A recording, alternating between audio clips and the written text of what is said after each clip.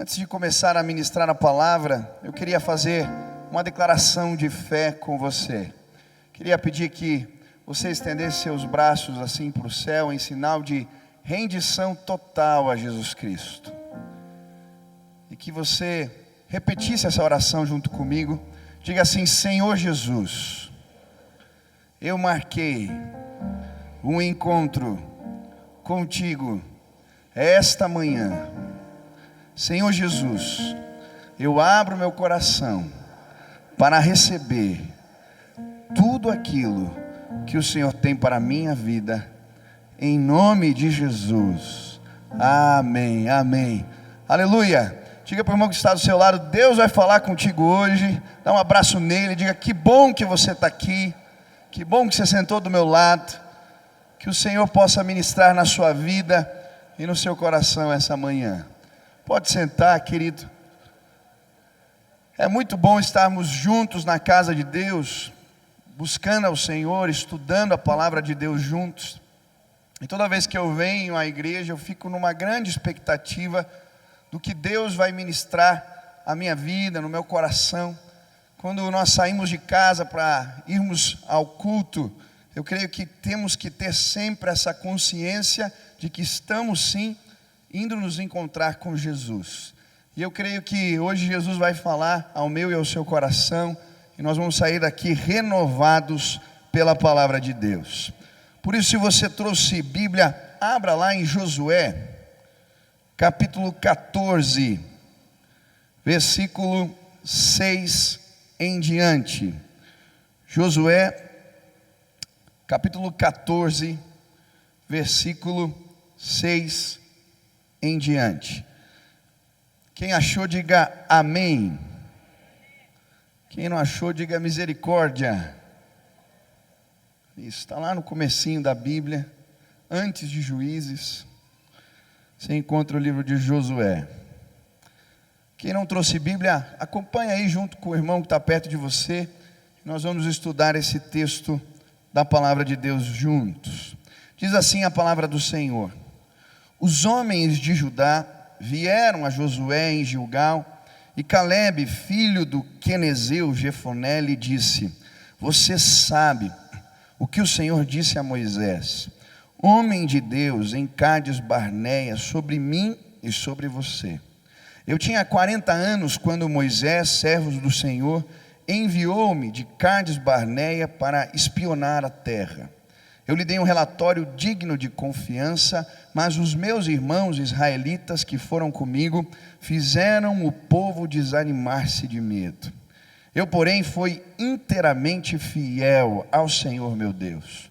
Por isso, naquele dia, Moisés me jurou: certamente a terra em que você pisou será uma herança perpétua para você e para os seus descendentes, porquanto você foi inteiramente fiel ao Senhor meu Deus. Pois bem, o Senhor manteve-me vivo como prometeu, e foi há 45 anos que ele disse isso a Moisés, quando Israel caminhava pelo deserto. Por isso aqui estou hoje, com 85 anos de idade. Ainda estou tão forte como no dia em que Moisés me enviou. Tenho agora tanto vigor para ir à guerra como naquela época. Dê-me, pois, a região montanhosa, que naquela ocasião o Senhor me prometeu.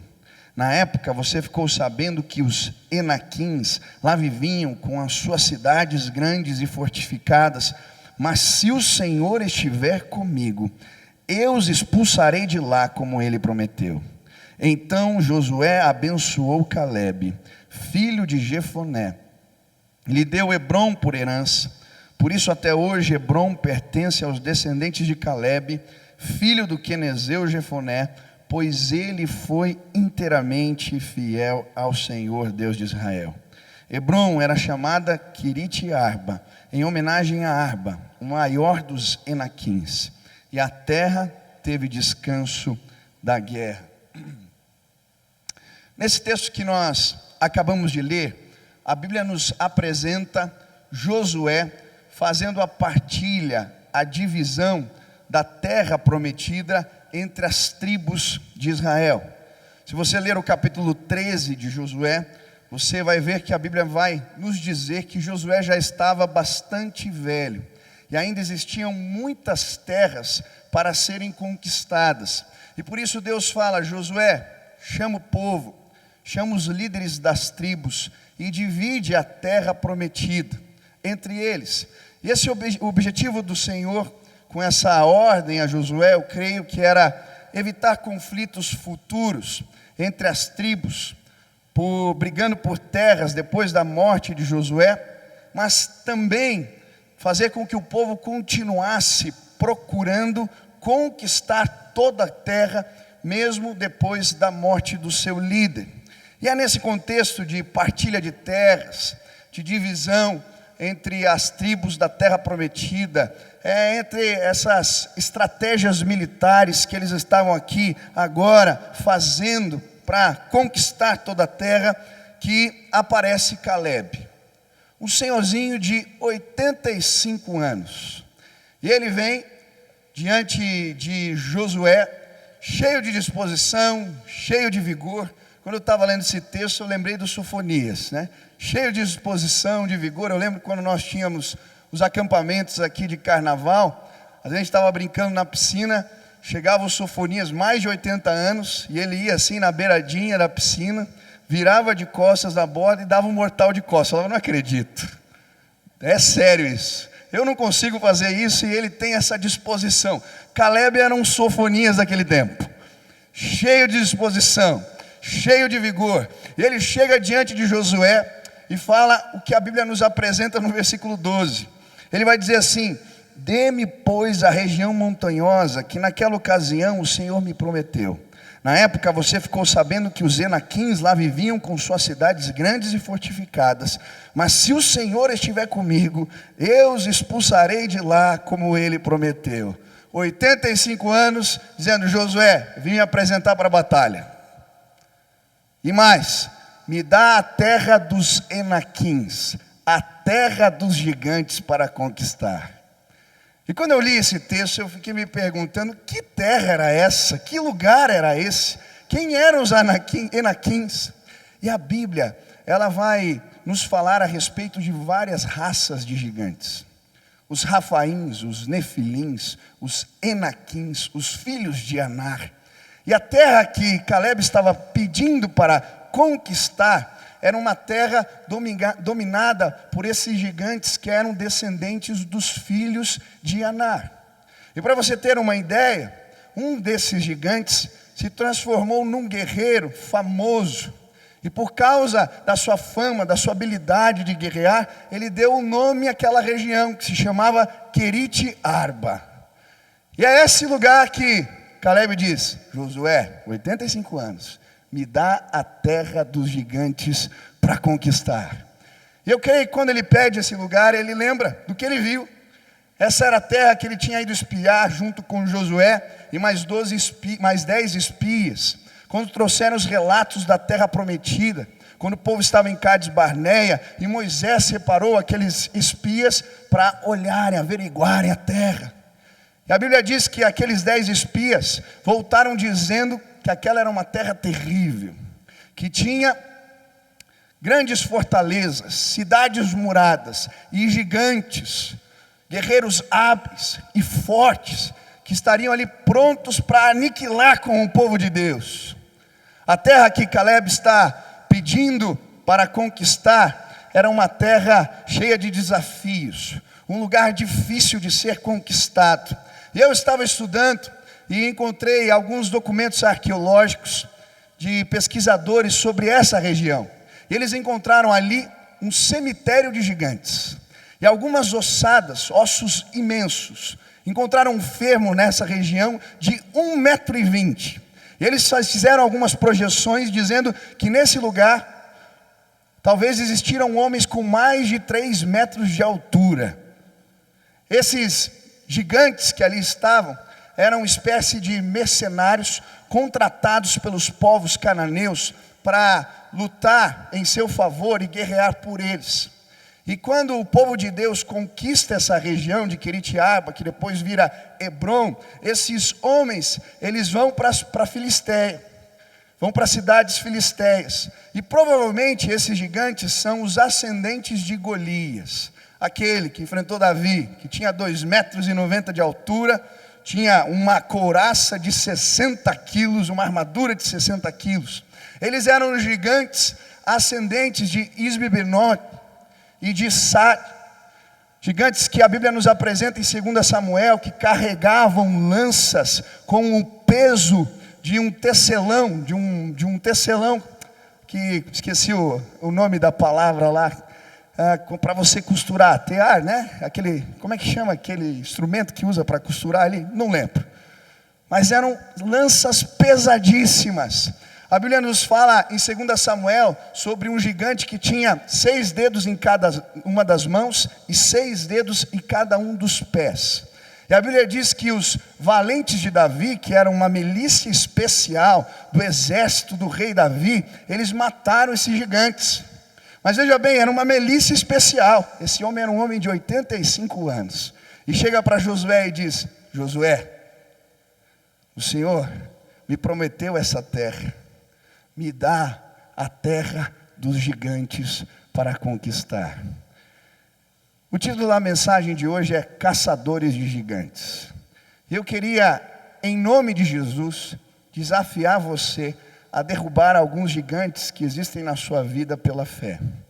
Eu queria olhar para a história de Caleb e tentar compreender alguns ensinamentos da parte de Deus que podem nos ajudar a vencer os gigantes que aparecem diante de nós.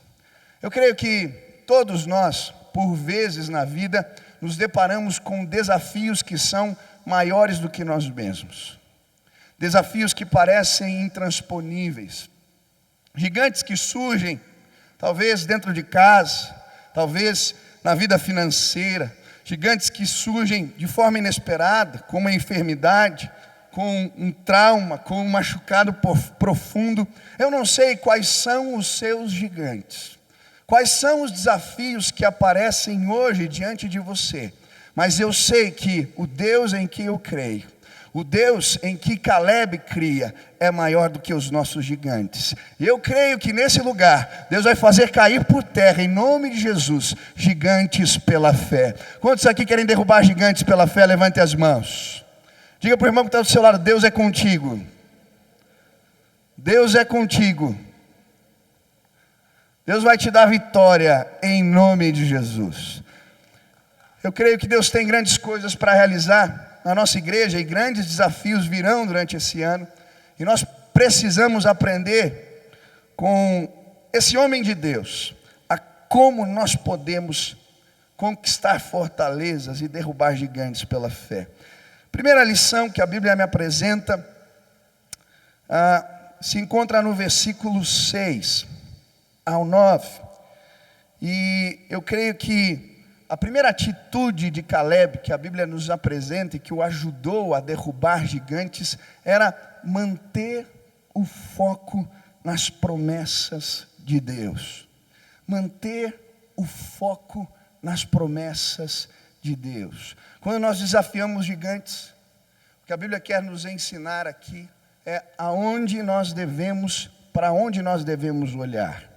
E eu acho interessante porque esse homem com aquele grupo de espias que entraram na terra de Israel, inspecionando, anotando tudo, cada um deles teve uma perspectiva diferente.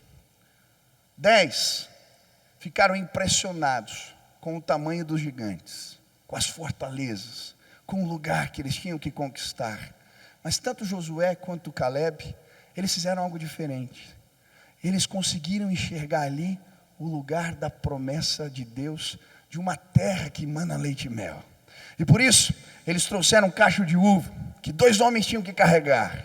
Trouxeram romãs, trouxeram figos, e falaram para Moisés e para todo o povo: esse é o lugar da promessa, esta é a terra que emana leite e mel. Eu quero te dizer, meu irmão, quando os desafios da vida se apresentarem diante de você, lembra, em nome de Jesus, das promessas de Deus, e foca naquilo que o Senhor te disse. E a Bíblia diz que Josué e Caleb alcançaram um bom testemunho diante de Moisés e diante do povo, e por isso Moisés vai dizer que aquela terra que eles foram averiguar, inspecionar, seria sim de Calebe. Agora passam-se 45 anos. Depois de 45 anos, esse homem está com 85. Mas ele não esqueceu das promessas de Deus.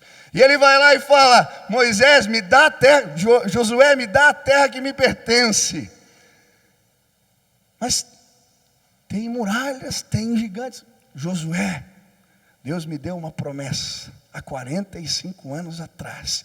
E eu continuo crendo que mesmo com 85 anos eu estou pronto para guerrear e Deus vai me dar vitória em nome de Jesus. Eu não sei quais são as suas debilidades, eu não sei quais são as suas fraquezas, mas uma coisa eu sei: Deus não é homem para mentir, nem filho do homem para que venha cometer engano. Quando Ele diz algo, quando Ele promete alguma coisa, isso se cumpre sim.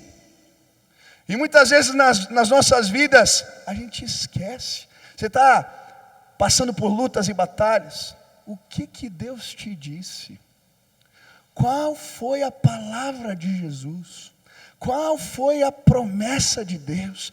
Para de olhar para os gigantes, para de olhar para o tamanho dos desafios, olha para as palavras de Jesus. Eu gosto de algumas histórias na Bíblia que nos ensinam esse valor.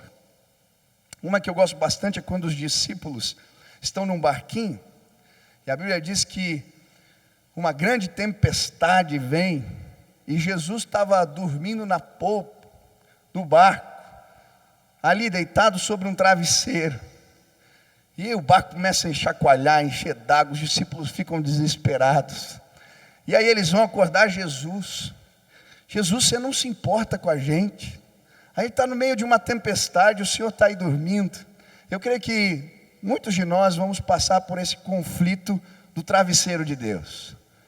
As lutas vêm, as batalhas vêm, e parece que Jesus está dormindo. E aí eles acordam Jesus meio bravos, e Jesus fica de pé, se coloca diante do mar, e com uma ordem, com poucas palavras ele diz: se aquiete. E a Bíblia diz que o vento para, o mar agitado e revolto se acalma. E os discípulos ficam impressionados, mas Jesus vira para eles e diz: homens de pouca fé, e os repreende. E quando eu li isso, eu falei: mas Jesus, o Senhor é o Senhor, a gente, como é que vai repreender o mar? Mas quando eu li o texto de novo, eu não tinha reparado um detalhe. Quando eles entram no barquinho, Jesus fala para eles: nós vamos chegar do outro lado. Jesus estava os repreendendo porque Ele já tinha dito, e a palavra dEle é certa, e Ele falou: nós vamos chegar do outro lado. Meu irmão, diante dos desafios, dos mares revoltos da vida, diante dos gigantes que se apresentam diante de nós, lembra das palavras de Jesus, e mantenha o foco nas promessas de Deus. Pedro viveu algo semelhante, estava lá também no meio do mar revolto. Quando ele vê que é Jesus, fala: Jesus, deixa eu também andar sobre as águas. E eu acho interessante como a gente é engraçado. Um mar revolto, num barquinho cheio d'água, aquele barco não serve para nada. É um reduto de falsa segurança. E às vezes a gente está se segurando nos barquinhos furados e cheios d'água. Então você está falando: meu filho, a minha segurança está em ti, a tua segurança está em mim. Pedro entende isso, fala: Jesus, posso andar? E Jesus diz: vem. Ele vai lá, olha para Jesus, mantém o foco em Jesus e dá o primeiro passo. Ele vê que a água está firme e ele continua andando na direção de Jesus, mas de repente, ele tira o foco de Jesus e começa a olhar para as ondas, para o mar revolto, e ele afunda. Hoje eu vim dizer para você: não olhe para os gigantes, não olhe para os desafios, olhe para Jesus, olhe para as promessas de Deus, e você, como o Calebe, vai derrubar gigantes pela fé. Eu creio sim. Meu primeiro ano de casado, eu e a Sil nos deparamos com alguns gigantes. Quando a gente casa, né, eu costumo brincar nos casamentos que casa de recém-casado, falta quase tudo ou tem quase nada. Aí você vai na casa do recém-casado, falta mesa na sala, falta cadeira. E aí você vai visitando, e cada vez que você visita tem um móvel novo, e a casa vai ficando cheia. E a gente estava ali, primeiro ano, quando terminou o primeiro ano de casado, a minha esposa tem uma escola da aula de balé, e o lugar, a sala que nós alugávamos, o rapaz pediu para ela entregar, o dono pediu para ela entregar. E nós começamos a procurar casas, e era tudo tão caro, e a gente começou a ficar preocupado, e já estava ali, finalzinho de janeiro, já tinha que começar as aulas, e a gente não tinha ainda lugar. Eu lembro que a gente chegou numa casa, achamos linda, mas tinha tanta coisa para reformar, tanta coisa para fazer. Eu falei, meu Deus, e agora? Quantos aqui são crentes no Senhor Jesus? Ah, que privilégio ter um maravilhoso conselheiro do nosso lado. Aí a gente falou, vamos perguntar para Deus. Senhor, tem que fazer reforma, o negócio vai ser complicado. Fala com a gente, o que a gente tem que fazer? É para entrar nessa casa. E a gente abriu a Bíblia, e Deus falou de uma forma tão clara. Falou de Neemias, quando ele desejava reformar ali os muros de Jerusalém, e o rei fala para ele que ia dar toda a madeira, o que ele precisava para fazer aquela obra. Eu falei, linda, é para a gente, Deus vai dar o que a gente precisa.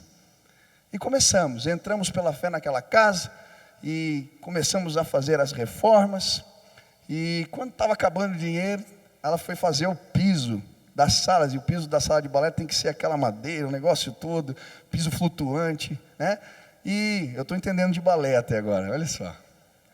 E aí nós começamos a pesquisar, cotar madeira, e eu liguei para uma irmã aqui da igreja, perguntando se ela tinha uma madeireira, como é que podia ser. Resumindo, ela falou, não, pastor, a gente vai dar toda a madeira que vocês precisam. Quando eu voltei para casa, eu falei, linda, olha a palavra. A gente grifou lá, Deus já tinha dito que Ele ia dar até a madeira, foi literalmente, se cumpriu na nossa vida. Meu irmão, você está diante de desafios que parecem maiores do que você.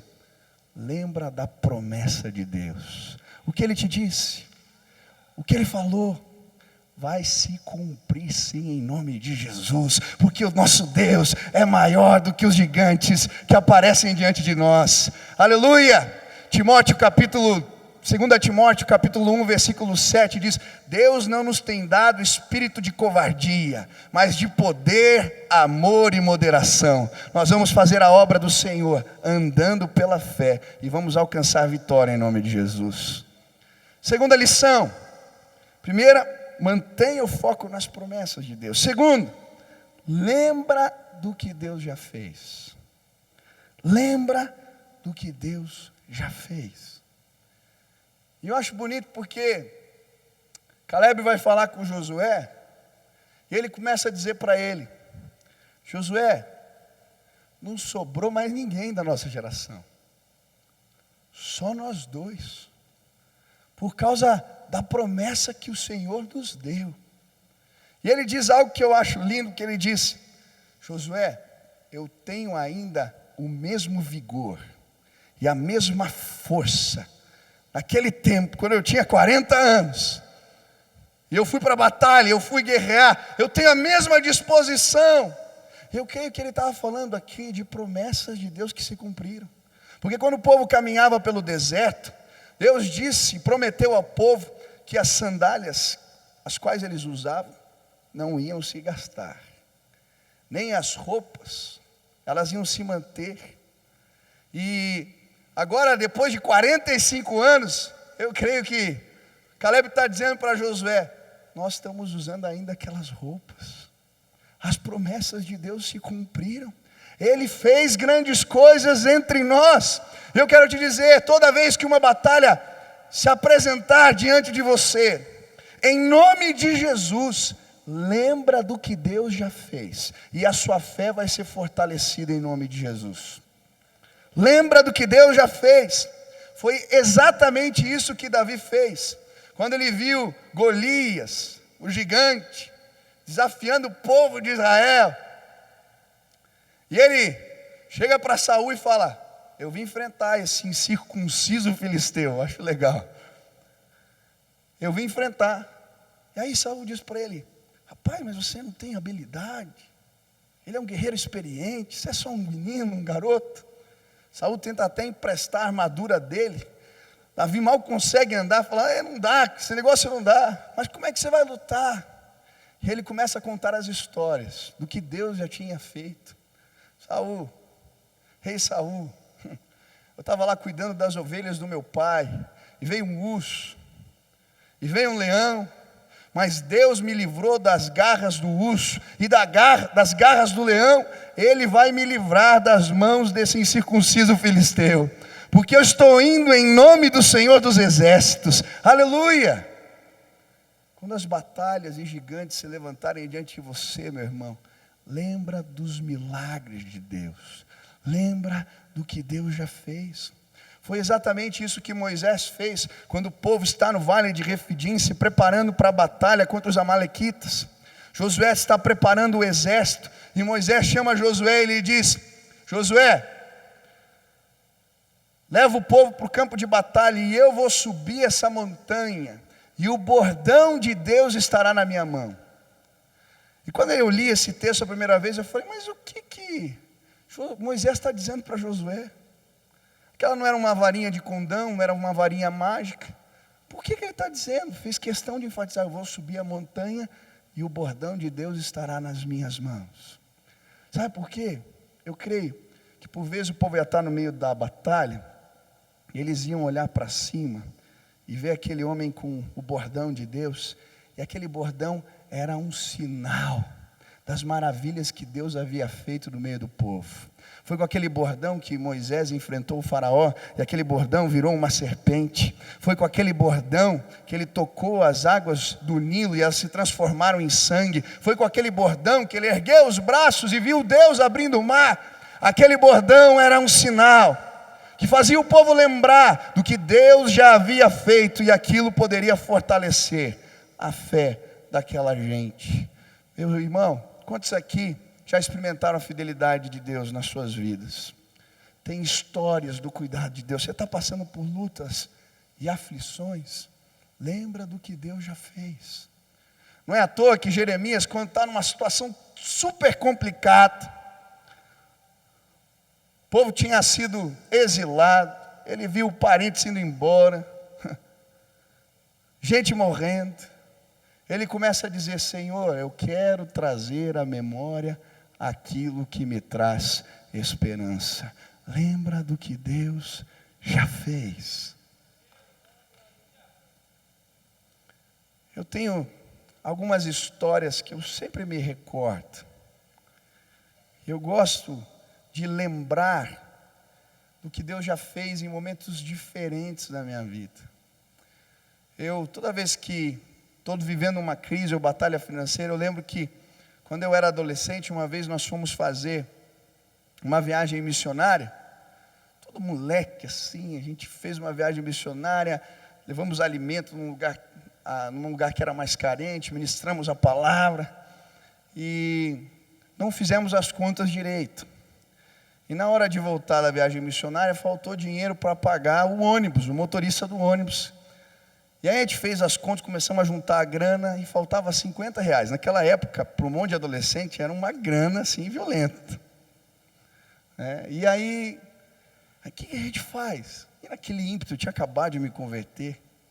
Falei: galera, tem um texto lá na Bíblia que diz que Jesus multiplicou os pães e os peixes. Vamos pôr o dinheiro aqui, vamos orar, e Deus vai fazer um milagre.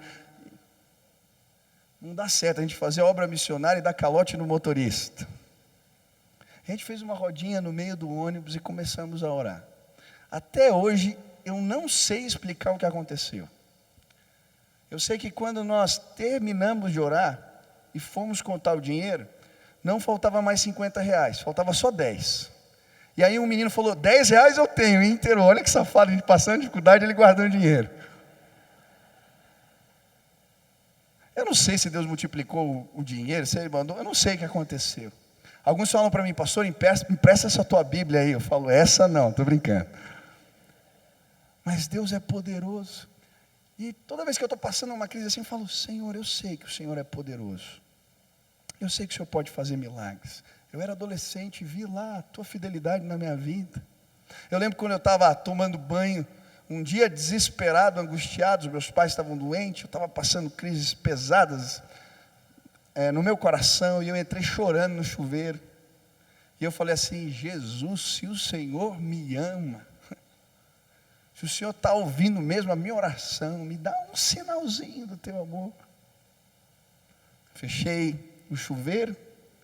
Quando eu estou saindo do banheiro, toco o telefone. Eu abro a porta, vou atender o telefone. Um amigo meu, amigão, ele diz assim: eu estava aqui orando por você e Deus mandou ligar para você e dizer que Ele te ama. Pô. E aí começou a ler um texto da palavra de Deus que era exatamente aquilo que eu estava passando. Eu me ajoelhei na beira da cama aquele dia, comecei a chorar e eu dizia: que Deus é esse que escuta até os sussurros da nossa alma.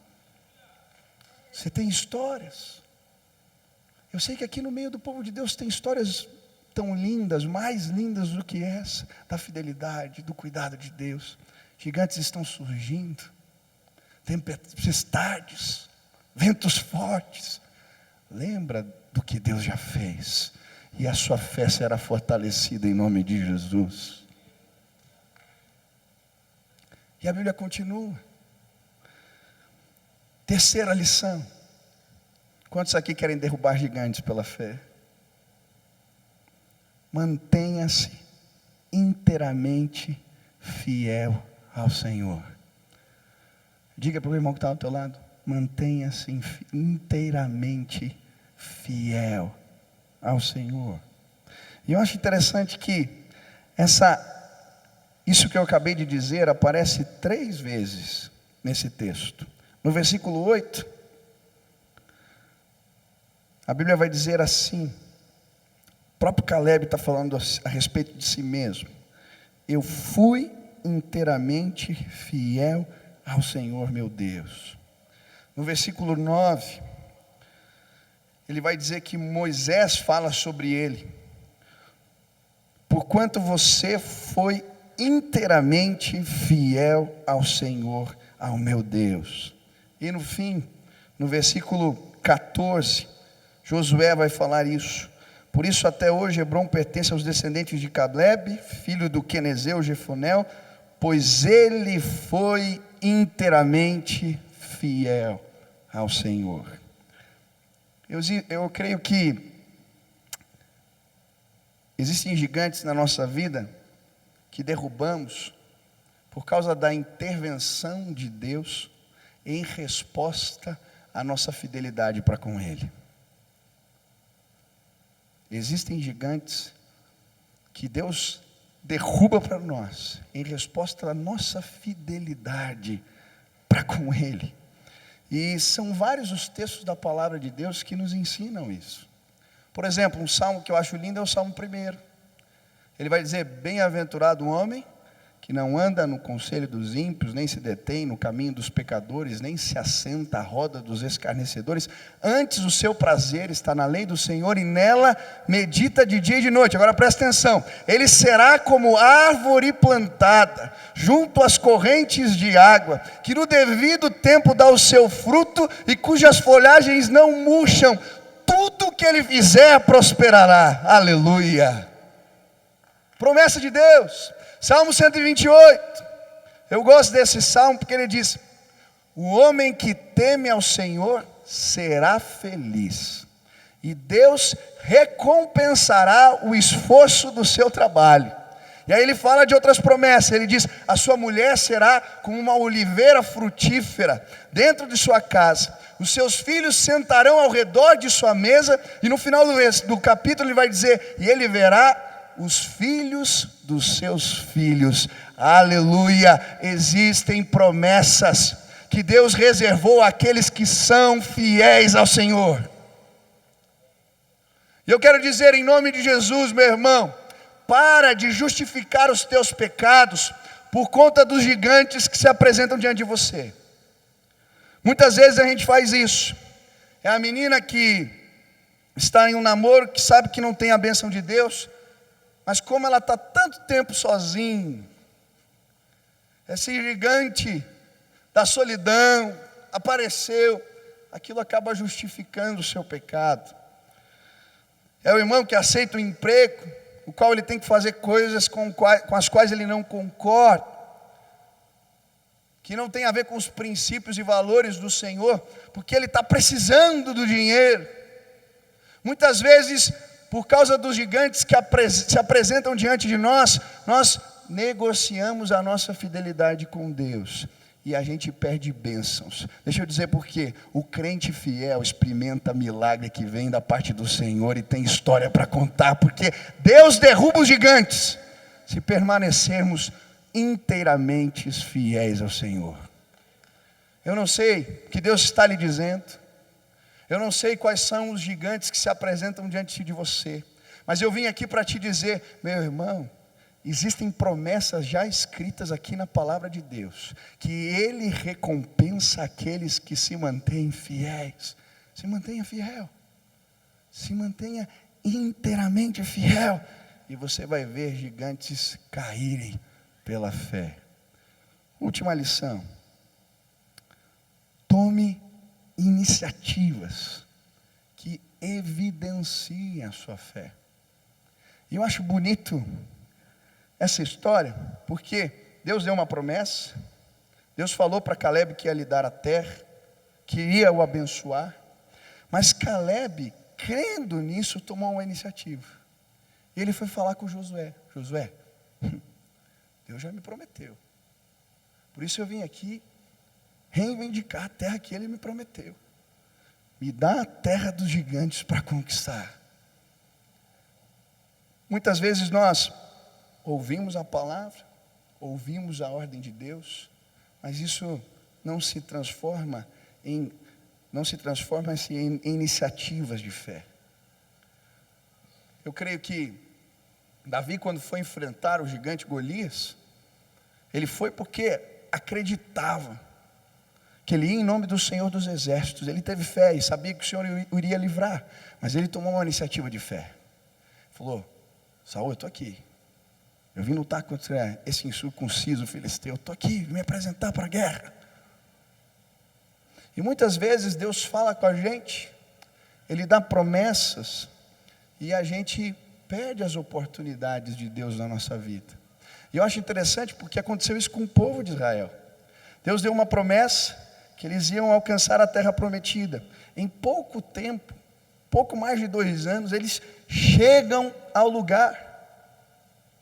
E aí, por causa de um relatório de espias que não tinham fé, o povo perde a oportunidade de entrar na terra prometida. E aí, olha que interessante, depois há uma confusão, os espias morrem, vem um grupo procurar Moisés e diz: nós vamos lá, a gente vai conquistar a terra. E Moisés fala: agora não, o tempo da oportunidade passou. E eles insistem e não são bem sucedidos. Sabe por quê? Eu creio que Deus dá promessas e Ele espera que nós demos passos de fé. E eu creio que tem muita gente que está perdendo de ser abençoado. Eu lembro de um jovem que fazia parte da minha célula, e ele estava procurando emprego. Quer dizer, ele não estava procurando. Ele veio para mim e falou assim: pastor, Deus já me disse que Ele vai me dar um emprego. Eu falei: que bênção. Mas quantos currículos você já entregou? Ele: nenhum. Deus falou que vai me dar um emprego. Eu falei: cara, você entendeu tudo errado. Deus já falou que vai te abençoar, agora vai atrás. Aí ele falou: tá bom, pastor. Aquela semana ele foi atrás. Ele voltou para mim: pastor, consegui um emprego. Eu falei: glória a Deus. Sabe por quê? Deus às vezes nos fala ao coração e Ele espera de nós algumas atitudes que evidenciem que nós temos fé. Foi assim quando o povo atravessou com Josué o Rio Jordão. As águas ainda estavam fechadas, mas Deus tinha dado uma palavra, que Ele ia abrir os rios, o Rio Jordão. E eu acho lindo esse texto porque o povo vai caminhando, os levitas na frente, com a arca da aliança, que representava a presença de Deus manifesta no meio do povo, e eles colocam o pé na água e nada acontece. A Bíblia diz que o Senhor interrompe o curso do rio, lá numa cidade longe, as águas foram baixando devagarinho, mas eles vão andando no meio das águas, enfiando o pé no lodo, cheio no meio do rio, e enquanto eles andavam, Deus vai abrindo o rio por completo, e o povo passa a pé enxuto. O que eu estou dizendo para você, irmão, dê passos de fé. O Senhor falou contigo, tome a iniciativa, e você vai ver gigantes caindo em nome de Jesus. Por fim, eu gosto de imaginar a influência desses dois homens, Josué e Calebe, no meio do povo. Eu creio que esse senhorzinho de 85 anos, cheio de coragem, que acreditava que o Senhor era com ele, e se apresenta para a batalha, ele se transformou numa grande inspiração para todos aqueles líderes das tribos que faziam parte de uma nova geração e que precisavam agora conquistar a terra prometida. É quase como se alguém que olhasse, se esse senhor está fazendo isso, eu também posso. Que fé, que ousadia.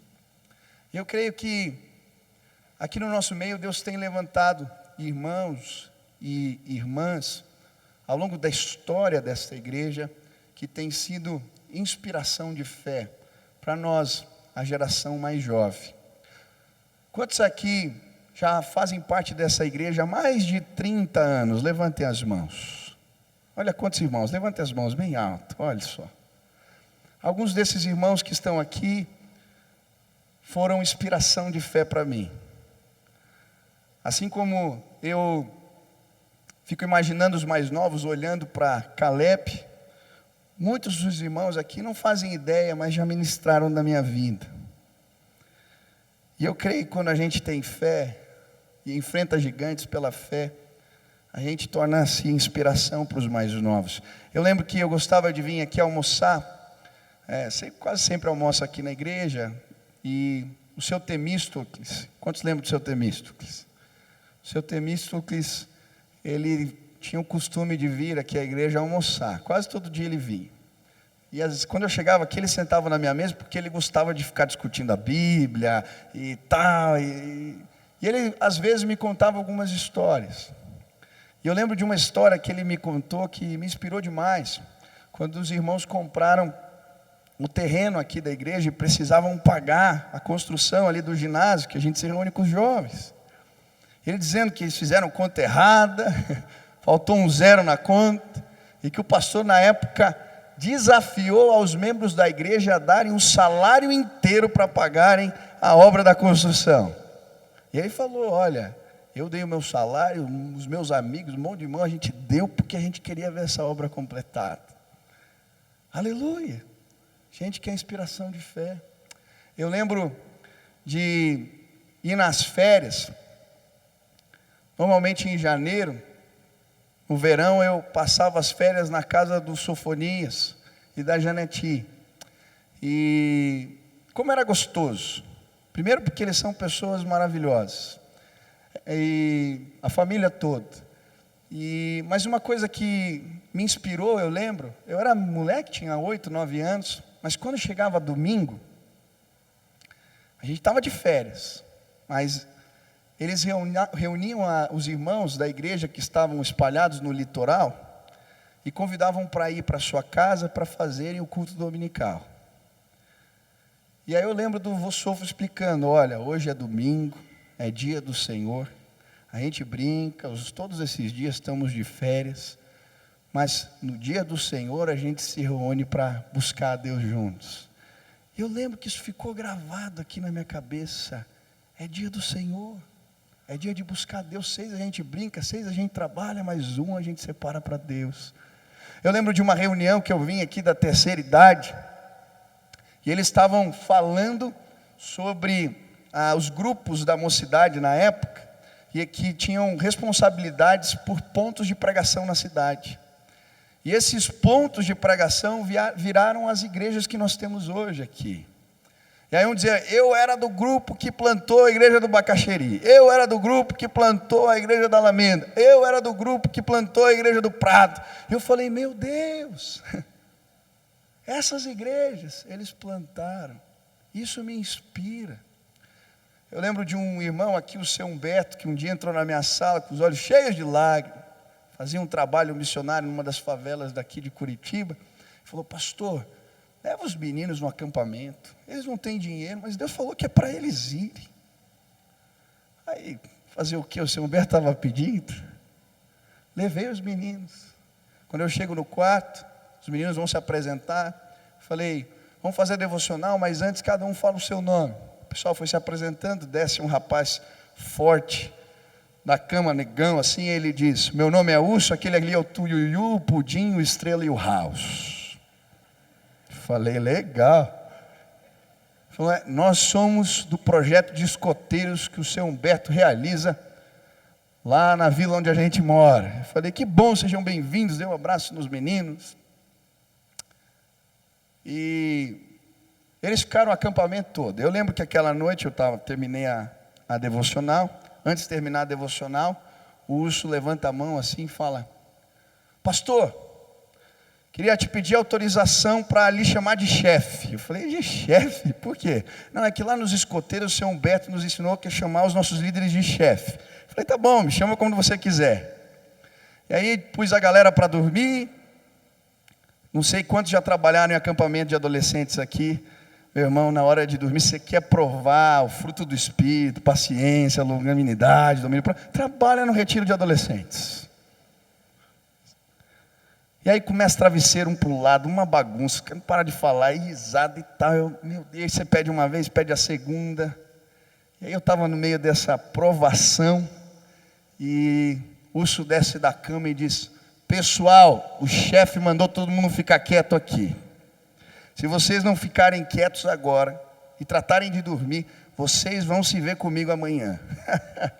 O cheiro era forte. Morava na favela.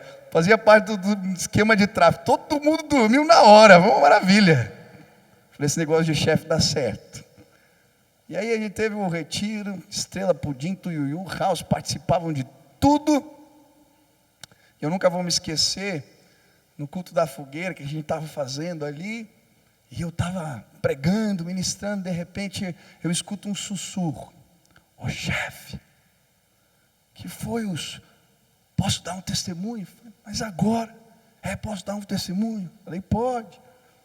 Eu tinha falado para eles, estava com um gravetinho na mão, que em breve a gente ia jogar os gravetinhos, confessando os nossos pecados. Os pegou o gravetinho, falou, eu quero jogar nessa fogueira esse gravetinho, porque hoje eu entendi que Jesus me ama. E eu quero entregar a minha vida para Jesus. Lá na favela onde eu moro, eu estava envolvido com tráfico, eu usava drogas, mas hoje eu entendi o amor de Deus. Naquele dia se converteu Urso, Pudim, Estrela, Tuiuiu e House. Nós voltamos para a igreja, o Urso veio aqui na frente dar testemunho. Eu nunca vou me esquecer do seu Humberto sentado numa dessas cadeiras, e os olhos dele estavam cheios de lágrimas.